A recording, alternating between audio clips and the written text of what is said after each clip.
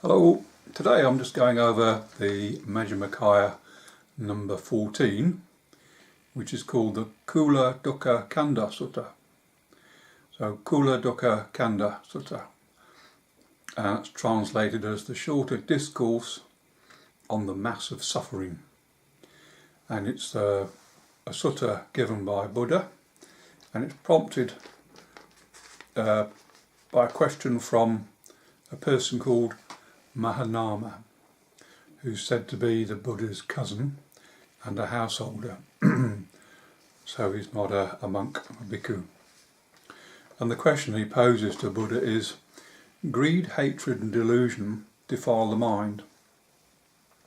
I know this, said Nanamoli, but what about me causes greed, hatred and delusion to invade my mind and remain in my mind?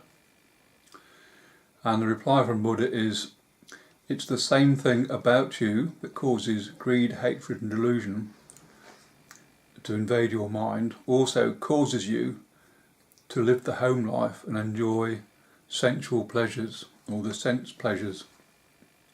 Buddha goes on to say, even a person sees that sensual pleasure provides little gratification, much suffering and despair, or temporary gratification and often disappointment. Unless the person obtains rapture and pleasure through the jhanas or meditation, instead of input from sensual pleasures, so he may still be attracted to sensual pleasures. And Buddha continues that in his own case, before enlightenment, he too was attracted to sense or sensual pleasures. Only after gaining proper wisdom and full jhana meditation could he escape the attraction of sense pleasures. So he seems to be saying there that we're all looking for some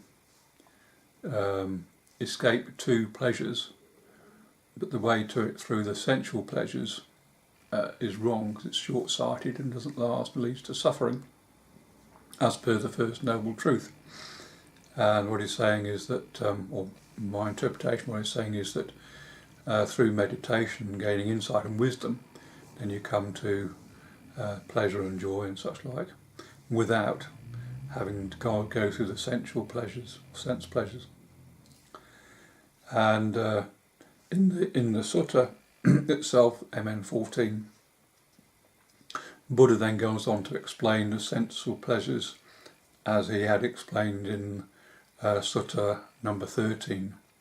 Now, although obviously sutta 13 and 14 are juxtaposed in the book, they may have been actually delivered many years apart. So Buddha, as I say, restates about the problems with touch, sensation, taste, smell, how it pleases, how it's agreeable, and how it can end up in suffering.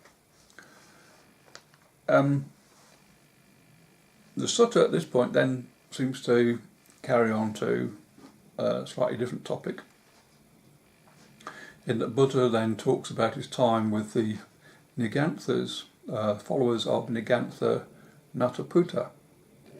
And I think in one of the commentaries it says these folk are all like Jains or follow Jainism. I might be wrong in that interpretation, but so they're followers of Nigantha Nataputta, and who practice, and these folk practice continuous standing to exhaust evil actions done in the past, and by currently doing no evil actions, i.e. all they're doing is standing, there were no consequences of their actions in the future. The doctrine is further described, with no consequence in the future, there is the destruction of action. Consequently, with the destruction of action, there is the destruction of suffering. And with the destruction of suffering, there is the destruction of feeling. With the destruction of feeling, all suffering will be exhausted. But Buddha rejects this reasoning, using the logic that they do not know what happened in past lives and therefore do not know how to atone for it. If people did know, then when reborn, murderers and evildoers would be niganthas, i.e. they'd spend the rest of this life atoning for their sins.